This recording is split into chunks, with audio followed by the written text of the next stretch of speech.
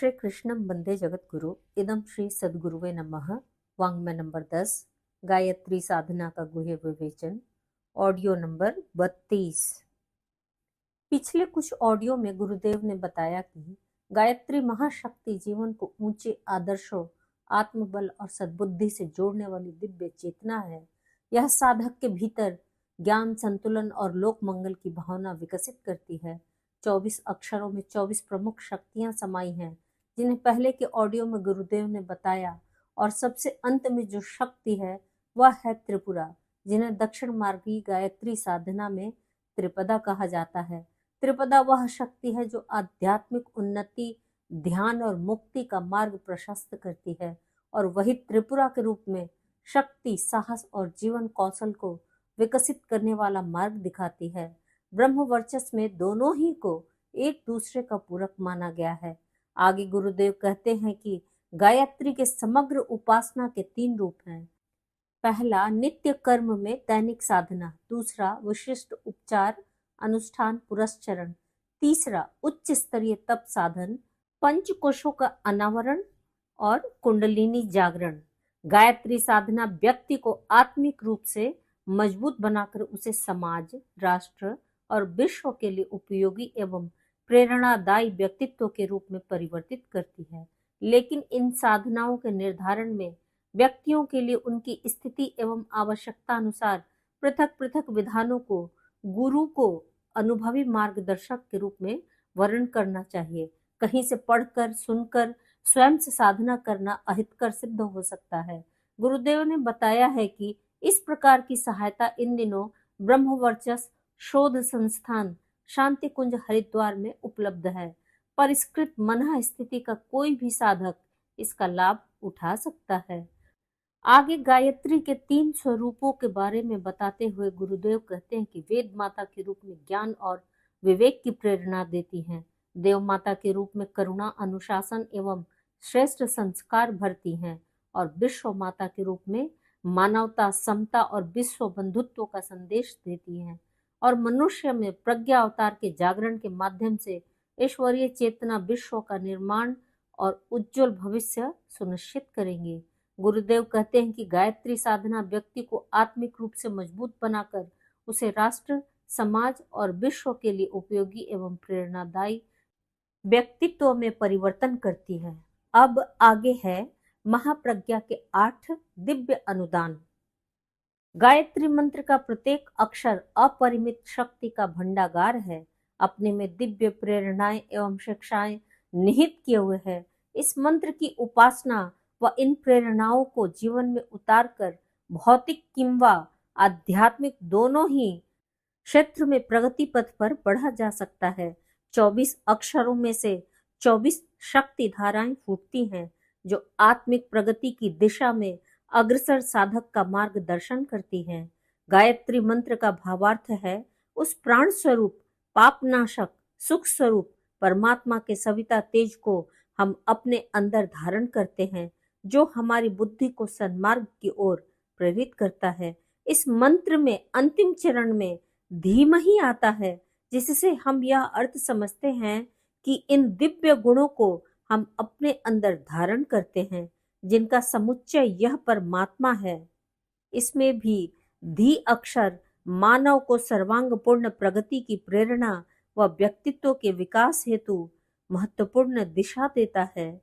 गायत्री स्मृति में कहा गया है कि धीरस्तुष्टो भजन्नैव हय कस्यां हि समुन्नतो क्रियतामुन्नतिस्तेन सर्वस्याशु जीवने। अर्थात धीर पुरुष को एक ही प्रकार की उन्नति से संतुष्ट न होकर जीवन की सभी दिशाओं में प्रगति का प्रयास करना चाहिए।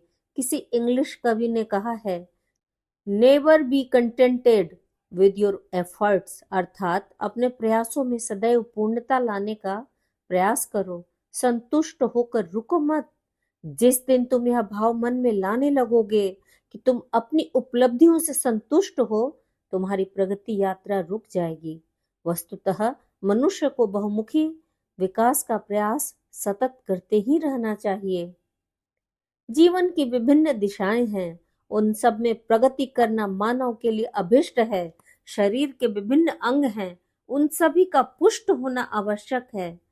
पेट बहुत बढ़ जाए व हाथ पांव पतले रह जाए तो इस विषमता से शरीर कुरूप ही होगा। इसी प्रकार उस विद्वता का क्या महत्व जिसमें मनुष्य सदा रोगग्रस्त चिंतित बना रहे। उस वैभववान का धन अर्थहीन है जिसके पास न विद्या है न स्वास्थ्य। गायत्री महामंत्र का धी अक्षर 8 प्रकार की शक्तियां अर्जित कर जीवन को समग्र प्रगति की प्रेरणा देता है। ये हैं स्वास्थ्य बल, विद्या बल, धन बल, मित्र बल, प्रतिष्ठा बल, बुद्धि बल, मनोबल, आत्मबल। इनका समुचित मात्रा में संचय कर आदमी व्यक्तित्व संपन्न पूर्ण पुरुष बनता है। गायत्री की 24 शक्ति धाराओं में एक शक्ति धारा है दुर्गा की, भवानी की। भवानी को अष्टभुजी भी कहते हैं। अष्टभुजा 8 पुरुषार्थों की ही प्रतीक है। दुर्गा अष्टभुजा की उपासना का अर्थ है 8 प्रकार के बलों के उपार्जन के लिए तत्पर रहना। गायत्री उपासना के अवलंबन से 8 प्रकार की शक्तियां साधक को मिलती है। उसका जीवन एकांगी नहीं होता, बहुमुखी होता है। इन 8 शक्तियों की अपनी उपयोगिता एवं महत्ता है। स्वास्थ्य की महत्ता से सभी परिचित हैं। जीवन की समस्त स्थूल गतिविधियां सुस्वास्थ्य पर ठीक प्रकार से संचालित होती हैं। निरोग एवं स्वस्थ काया एक महत्वपूर्ण उपलब्धि है। स्वस्थ शरीर द्वारा ही वस्तुओं एवं विषयों का रसास्वादन किया जा सकता है। रोगग्रस्त रहने पर तो अच्छे से अच्छा भोजन भी अच्छा नहीं लगता। वस्तुओं की पौष्टिकता का लाभ तभी मिल पाता है जब उन्हें पचाने के लिए पाचन संस्थान सही हो। रोगी होने पर तो पौष्टिक तत्व तक उल्टे हानि पहुंचाते हैं। वस्तुओं के रसास्वादन से लेकर श्रम करने तक में निरोग शरीर ही समर्थ होता है। स्वस्थ शरीर में स्वस्थ मन के निवास करने की उक्ति अकारण नहीं है। सांसारिक सफलताओं से लेकर आत्मिक उपलब्धियों में शरीर सामर्थ्य की आवश्यकता पड़ती है। विद्या बल की भी उतनी ही आवश्यकता है। विद्या अर्थात सत असत, औचित्य अनौचित्य के बीच अंतर कर सकने योग्य सद्बुद्धि। शास्त्रों में इसे ही दूरदर्शी विवेकशीलता कहा गया है। विद्या पुस्तकीय ज्ञान से अलग विधा है। यह स्कूल कॉलेजों में दी जाने वाली शिक्षा नहीं है। यह तो चिंतन एवं मनन द्वारा प्राप्त होती है, जिसके लिए आत्मनिरीक्षण करना होता है। ब्रह्म विद्या का अवलंबन लेना पड़ता है। सत्यासत्य के बीच अंतर करने एवं सत्यावलंबन के लिए प्रेरित करने वाली बुद्धि का नाम ही विद्या है। अविद्या के कारण ही जीव सत्ता काम, क्रोध, लोभ, मोह के बंधनों में जकड़ी भटकती रहती है। विद्या सद्बुद्धि का अवलंबन इस तमिस्त्रा को मिटाता सही राह दिखाता है। मनुष्य संसार में सांसारिक आकर्षण के मध्य रहता, वस्तुओं का उपयोग करता हुआ भी उनसे निर्लिप्त बना रहता है।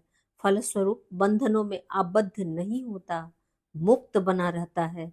धी अक्षर मानव मात्र को यह विद्या बल संचित करने की प्रेरणा देता है।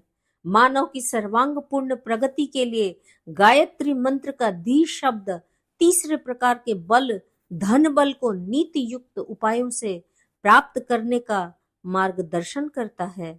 सुख सुविधाओं, जीवन निर्वाह के साधनों की प्राप्ति श्री शक्ति से ही होती है। शरीर को रोटी, वस्त्र, निवास के लिए मकान की जरूरत पड़ती है। इनके बिना शरीर को सुरक्षित एवं जीवित नहीं रखा जा सकता। जीवन निर्वाह के लिए जिन साधनों की आवश्यकता पड़ती है, उनकी आपूर्ति धन से होती है। साधनों के अभाव में न स्वार्थ सध सकता है और न ही परमार्थ। अतएव श्री बल का उपार्जन भी उतना ही आवश्यक है। बहुमुखी विकास में सहायक चौथी शक्ति है मित्र परिकर की, सहयोगियों की। मनुष्य एक सामाजिक प्राणी है। प्रगति और अवगति सामाजिक सहयोग असहयोग के ऊपर निर्भर करती है। सहयोगियों की संख्या बढ़े, उसके लिए मनुष्य को शालीन, उदार एवं व्यवहारिक होना चाहिए। अपने व्यक्तित्व को ऐसा आकर्षक बनाना चाहिए कि उससे प्रभावित हो सभी अपना साथ चाहे, सहयोग दे व मांगे। स्वार्थों पर आघात होते ही मित्रगण संकीर्ण व्यक्ति का साथ छोड़कर भाग जाते हैं। स्थायी और सच्चे सहयोगी तो वे ही बना पाते हैं जिन्होंने अपने अंतःकरण को महान बना लिया हो, संकीर्ण स्वार्थों से ऊपर उठ चुके हो। विपुल परिमाण में जन सहयोग ऐसे ही व्यक्तियों को मिलता है। पांचवा बल है श्रेय और सम्मान का। जिन कार्यों को करने से अंतरात्मा प्रफुल्लित एवं गौरवान्वित होती हो, सही अर्थों में वही सम्मान है। गायत्री का धी अक्षर आत्म गौरव रूपी दैवी विभूति अर्जित करने की शिक्षा देता है। सुनिश्चित है कि यह सद्मार्ग पर चलने से, परमार्थ अपनाने से ही यह मिल सकना संभव है। स्वार्थों की परिधि से निकला लोक कल्याण में निरत व्यक्ति ही सच्चे श्रेय एवं सम्मान का अधिकारी बनता है। उसकी कीर्ति सर्वत्र फैलती है। आत्मगौरव को बढ़ाने वाला, स्वतः मिलने वाला श्रेय एवं सम्मान मनुष्य जीवन की एक बड़ी उपलब्धि है। छठी शक्ति है बुद्धि बल। सांसारिक उपलब्धियां इसी आधार पर अर्जित की जाती हैं। अपनी योग्यता बढ़ाने, प्रतिभा संपन्न बनने की शिक्षा धी अक्षर में सन्निहित है। मूर्ख, अज्ञानी, अशिक्षित व्यक्ति न तो विशेष सांसारिक सफलता प्राप्त कर सकता है और न ही आध्यात्मिक प्रगति की ओर बढ़ सकता है। धनवान मूर्ख अपनी संपत्ति की सुरक्षा नहीं कर पाते। अज्ञानी अभावग्रस्त रहते, हेय स्थिति में पड़े कष्ट झेलते हैं। संपदा मिल भी जाए तो भी उनके पास अधिक दिनों टिक नहीं पाती। बौद्धिक क्षमता विकसित करना भी उतना ही आवश्यक है जितना कि शरीर बल एवं धन बल एकत्रित करना। समग्र प्रगति के लिए सातवां बल है मनोबल। मनोबल को एक प्रचंड शक्ति के रूप में स्वीकारा गया है। साहस, शौर्य, पराक्रम जैसे गुण मनोबल की ही उपलब्धि है। भौतिक अथवा आध्यात्मिक क्षेत्र में उन्नति के शिखर पर जा पहुंचने वाले व्यक्तियों के पर्यवेक्षण करने पर पता चलता है कि उनकी सफलता में मनोबल का असामान्य योगदान रहा है। सर्वतोमुखी प्रगति का अंतिम और सबसे प्रमुख आधार है आत्मबल का संपादन। यही वह आधार है जिसके द्वारा मनुष्य आंतरिक विकारों एवं बाह्य आकर्षणों पर विजय प्राप्त करता है। आत्मबल संपन्न व्यक्ति कुछ भी कर सकता है। गायत्री उपासना आत्मबल संवर्धन की सशक्त साधना है। मंत्र का धी अक्षर मनुष्य की अंतः शक्ति जागृत करने की शिक्षा देता है। जीवात्मा परमात्मा का अंश है। बीज रूप में वे सभी शक्तियां विद्यमान हैं जो ईश्वर में हैं। आवश्यकता उन्हें जागृत करने की है। उच्च स्तरीय साधनाओं से यह अंतः शक्ति जागृत होती है और प्रचंड आत्मबल के रूप में परिलक्षित होती है। आठों शक्तियों में एक से बढ़कर एक संभावनाएं सन्निहित हैं।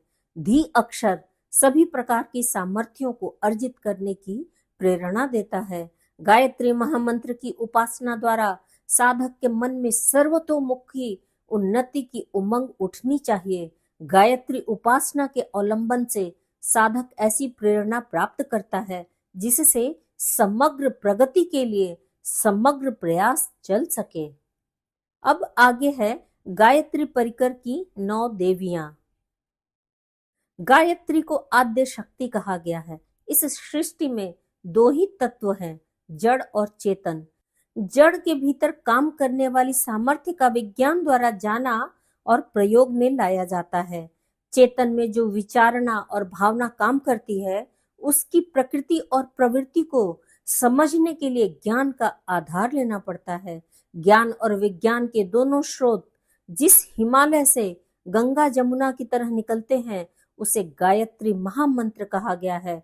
गायत्री का ज्ञान पक्ष ब्रह्म विद्या का तत्व दर्शन है और उसका विज्ञान पक्ष साधना प्रयोग है। ज्ञान से आध्यात्म पूर्णता का लक्ष्य मोक्ष प्राप्त होता है। विज्ञान से लौकिक प्रगति का आधार बनता है जिसे स्वर्ग कहते हैं। इन्हीं दोनों को रिद्धि और सिद्धि कहा गया है। दोनों की समन्वित क्षमता आद्य शक्ति गायत्री कहलाती है। ब्रह्म ज्ञान वर्चस्व तेज, ब्रह्म तेज का उद्गम निर्जर होने के कारण गायत्री का नाम जगत धात्री है। यह जड़ चेतन विश्व जिस महाशक्ति के द्वारा धारण किया जाता है उसे आद्य शक्ति कहना ही उचित है। यह औचित्य अनिर्वचनीय एवं अगम्य पर ब्रह्म को लीला क्षेत्र में उतारती और अंतःकरण द्वारा अनुभव किए जाने योग्य बनाती है। यही माया और ब्रह्म का संयोग है। उपासना अनुभूति और सिद्धि का आधार ब्रह्म नहीं, उसकी ब्राह्मी शक्ति है। गायत्री को इसी दृष्टि से इष्ट एवं उपास्य ठहराया गया है। शिखा सूत्र, उपासना, अवलंबन, महामंत्र, गुरु मंत्र आदि के प्रयोग प्रतीकों का सर्वोपरि मान्यता देते हुए तत्वदर्शियों ने गायत्री की गरिमा का बखान किया है। ज्ञान विज्ञान की समस्त धारा उपधाराओं को बीज रूप में अपने में धारण किए रहने के कारण उसे वेद माता, देव माता, विश्व माता कहा गया है। श्रुति कहती है इस विश्व में गायत्री से बढ़कर और कुछ नहीं। गायत्री का तत्व ज्ञान और प्रयोग विज्ञान अत्यंत सूक्ष्म और अत्यंत विस्तृत है।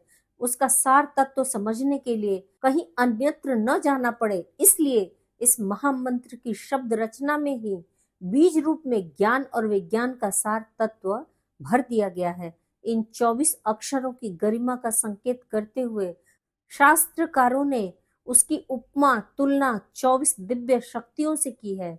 24 अवतार, 24 देवता, 24 ऋषि, 24 योग, 24 तप, 24 तंत्र, 24 चक्र केंद्र, 24 सूत्र आदि रूप में गायत्री महाशक्ति की विशिष्टताओं और विलक्षणताओं का अलंकारिक उल्लेख अध्यात्म ग्रंथों में मिलता है।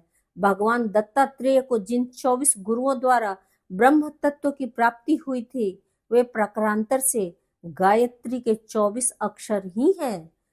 24 व्याख्या प्रतिपादनों का स्वरूप बढ़ जाने से महामंत्र के तत्व ज्ञान का सार संक्षेप 9 विभागों में भी विभक्त हुआ। गायत्री में 3 चरण और 9 शब्द हैं। 3 चरणों को त्रिपदा कहते हैं। 8 अक्षरों के 3 चरण से बना होने के कारण पिंगल शास्त्र के अनुसार इसे गायत्री छंद कहा गया है। त्रिपदा त्रिवेणी है। यह 3 धाराएं आस्तिकता, आध्यात्मिकता, धार्मिकता कहलाती हैं। सच्चित आनंद, सत्यम शिवम सुंदरम, सत रजतम, अमृत, पारस, कल्प वृक्ष, ब्रह्मा, विष्णु, महेश, सरस्वती, लक्ष्मी, काली, भक्ति, शक्ति, शांति आदि उपलब्धियां गायत्री के 3 चरणों के साथ जुड़ी हुई हैं। त्रिकाल संध्या के 3 रूपों में इसी रहस्य का प्रकटीकरण है। गायत्री में 9 शब्द हैं। इन 9 शब्दों में से प्रत्येक में वैयक्तिक सत्प्रवृत्तियों और सामाजिक नीति मर्यादाओं का सार संकेत है। व्यक्ति किन सद्गुणों को अपनाकर तुच्छ से महान, नर से नारायण बन सकता है। उनकी संख्या यो तो गिनती की तरह असंख्य है, पर उनका वर्गीकरण किया जाए तो अंकों की तरह उन्हें 9 की सीमा में भली प्रकार सीमित किया जा सकता है। इसी प्रकार समाज को समुन्नत बनाने के लिए जिस आचार संहिता की आवश्यकता है उसकी असंख्य धाराओं को भी 9 की संख्या में भली प्रकार वर्गीकृत किया जा सकता है। इस 9 धा वर्गीकरण का प्रतिनिधित्व यज्ञोपवीत के 9 धागे करते हैं। इस प्रक्रिया को भाव संवेदना के माध्यम से जीवन क्रम में समाविष्ट करने की उपासनात्मक पद्धति 9 धा भक्ति है। नवरात्रियां, 9 दुर्गा, ग्रह, नक्षत्र, 9 द्वीप, 9 निधि आदि संदर्भों में बहुधा गायत्री के 9 शब्दों की ही अलंकारिक व्याख्या विवेचना होती रहती है। वाम मार्गी तंत्र प्रयोजनों में 9 दुर्गाओं का उल्लेख होता है। उनकी आकृतियां प्रख्यात है। दक्षिण मार्गी योग साधना में 9 देवियों का वर्णन है। दुर्गाएं भौतिक समृद्धियां कहलाती हैं और देवियां आत्मिक विभूतियां। दोनों के बीच कोई विग्रह नहीं, एक दूसरे की पूरक हैं। भौतिक और आत्मिक को मिला देने में ही समग्र ज्ञान की पूर्णता है। विज्ञान और तत्व ज्ञान के भूतकाल को महामनीषियों ने मिला कर रखा था, आज तो एकांगी एक पक्षीय लिप्साएं ही सब कुछ बन गई हैं। आवश्यकता दैवी संपदाओं की भी समझी जानी चाहिए।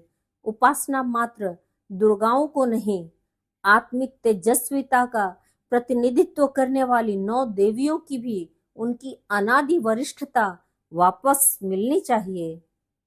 नवाहन परायण, रामायण पाठ, धूनी कीर्तन आदि के रूप में कितने ही धर्म कृत्य संपन्न किए जाते हैं।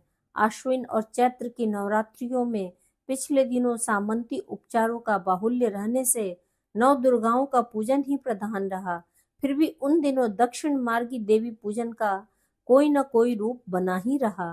रामलीला, रासलीला, रामायण परायण, नवाहन यज्ञ, गणगौर आदि की धर्म परंपरा नवरात्रियों में ही संपन्न होती है और वे दुर्गा पूजा से भिन्न है। कहा जा चुका है कि गायत्री के 9 शब्दों का वैयक्तिक, सामाजिक, साधनात्मक और सिद्धि चमत्कार परक वर्गीकरण 9 भागों में विभक्त होता है। रामायण में इन्हीं को 9 गुण परम पुनीत तुम्हारे कहा गया है। 9 देवियों के रूप में इन्हीं की मान्यता है। देव प्रतिमा के रूप में पूजा अर्चा की आवश्यकता पूरी की जाती है। प्रतीकोपासना में जिन 9 देवियों का उल्लेख है, उन्हें गायत्री के 9 शब्दों में सन्निहित उच्च स्तरीय प्रेरणाएं भी कहा जा सकता है। यह 9 शक्तियां एक प्रकार से 9 ग्रह है, 9 रत्न, 9 दुर्गा अथवा देवियां, मानवीय चेतना की विशिष्ट क्षमताएं, विभूतियां इन्हें कहा जा सकता है। यह प्रसुप्त रूप में हर व्यक्ति के अंतराल में छिपी पड़ी है। उन्हें जगाने का विधिवत प्रयास किया जाए तो साधक उन दिव्य क्षमताओं से सुसंपन्न बनता है जिन्हें रिद्धि, सिद्धि, समृद्धि, प्रगति कहते हैं। समृद्धि भौतिक होती है, प्रगति आत्मिक।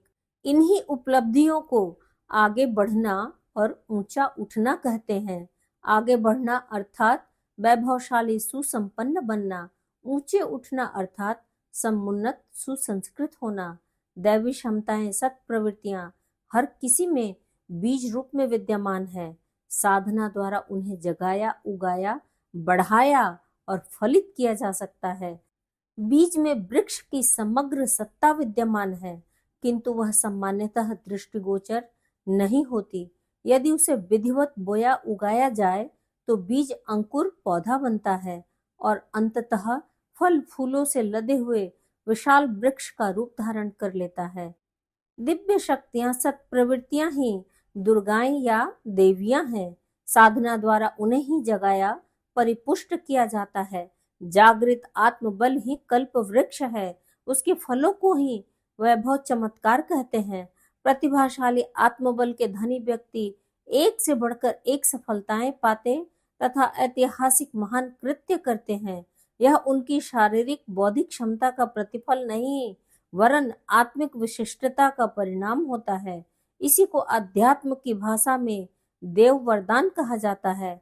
ऐसी सुखद प्रतिक्रिया उत्पन्न करने के लिए जो अंतः क्षेत्र में कृषि कर्म करना पड़ता है, वही साधना है। साधना से सिद्धि निश्चित है, शर्त एक ही है, साधना का सही अर्थ समझा जाए। साधना का तात्पर्य है अपनी अनगढ़ मान्यताओं, इच्छाओं एवं आदतों को सुदृढ़, सुसंस्कृत बनाने के लिए प्रबल पराक्रम करना, कुसंस्कारों से जूझना और सुसंस्कारों को व्यक्तित्व का अंग बनाने के लिए प्राणपण से अनवरत प्रयास करना। गायत्री को त्रिपदा कहा गया है, उसमें अनेक त्रिक जुड़े हुए हैं। 9 मानवीय विशेषताएं भी 3 वर्गों में विभाजित हैं। अंतराल में छिपी हुई दिव्य शक्तियां, जिन्हें जगाने से मनुष्य विशिष्ट आत्मबल संपन्न बनता है और अलौकिक स्तर के पराक्रम कर दिखाने में सफल होता है। इस प्रकार की सफलताओं को अतीन्द्रिय क्षमता, सिद्धि एवं विभूति के नाम से पुकारते हैं। दूसरा, गुण, कर्म और स्वभाव की उत्कृष्टता के रूप में दृष्टिगोचर होने वाली सत्प्रवृत्तियां, जिनका परिचय शालीनता, कुशलता एवं प्रतिभा के रूप में मिलता है। नीति मर्यादाएं, जिनके आधार पर परस्पर सहयोग सौहार्द बढ़ाता है और अनाचार आक्रमण के द्वार बंद होते हैं। वस्तुओं के उत्पादन की तो छूट रहती है, पर उपयोग पर अंकुश लगता है। संक्षेप में इसी को संपन्नता, सामाजिकता, सामूहिकता आदि नामों से पुकारते हैं। धैर्य, कर्तव्य, व्रत, संयम, दान जैसी परंपराएं इसी नीति तत्व की परिचायक है। आस्तिकता, चेतना क्षेत्र में जमी हुई उच्च स्तरीय आस्था, आध्यात्मिकता, आत्मनिर्भरता, शालीनता, धार्मिकता, दूसरों के प्रति कर्तव्य का समुचित निर्वाह, यह 3 जीवन धाराएं आंतरिक त्रिवेणी कही गई हैं। गायत्री के 3 पाद, 3 चरण इन्हीं तीनों का प्रतिपादन करते हैं। त्रिपदा की चेतना प्रेरणा का क्षेत्र यही है। इन तीनों में से 3-3 धाराएं छूटती हैं, प्रत्येक के 3-3 विभाग बनते हैं। इस प्रकार वह परिकर संख्या में 9 हो जाता है। यज्ञोपवीत की 3 लड़े, उनमें से प्रत्येक में 3-3 धागे इसी 3 को 9 में परिणित होने की साक्षी देते हैं। गायत्री के 3 चरण हैं, हर चरण में 3-3 शब्द हैं। यही त्रिधा की त्रिगुणात्मक प्रक्रिया है। नवधा भक्ति के रूप में इसी ब्रह्म विद्या का विस्तार हुआ है। गायत्री का यही परिकर 9 देवियों के नाम से प्रख्यात है। संक्षेप में इसे अंतःकरण, व्यक्तित्व और व्यवहार समझा जा सकता है। स्त्री वर्ग के परिष्कृत होने पर सर्वतोमुखी प्रगति की संभावना में किसी प्रकार का संदेह नहीं रह जाता है। गायत्री शक्ति पीठों में 9 देवियों की स्थापना है। इन्हें क्रमशः आद्य शक्ति, सावित्री, कुंडलिनी, वेदमाता, देवमाता, विश्वमाता, सरस्वती, लक्ष्मी और दुर्गा कहते हैं। गायत्री परिकर के इस 9 रत्न परिवार में वह सब कुछ आ जाता है जो व्यक्ति और समाज के लिए सुखद और श्रेयस्कर है।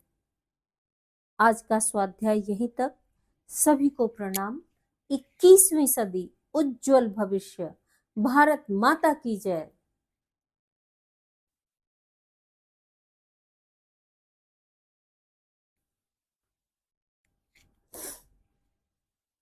वाङ्मय अर्थात साहित्य, शब्द, विचार और भावनाओं का दिव्य संग्रह। युग ऋषि पंडित श्री राम शर्मा आचार्य जी की इस धरोहर को ऑडियो रूप में सुनने के लिए चैनल को लाइक करें, सब्सक्राइब करें और नोटिफिकेशन ऑन करें। गुरुवाणी जन जन तक पहुँचाएं। हृदय से धन्यवाद।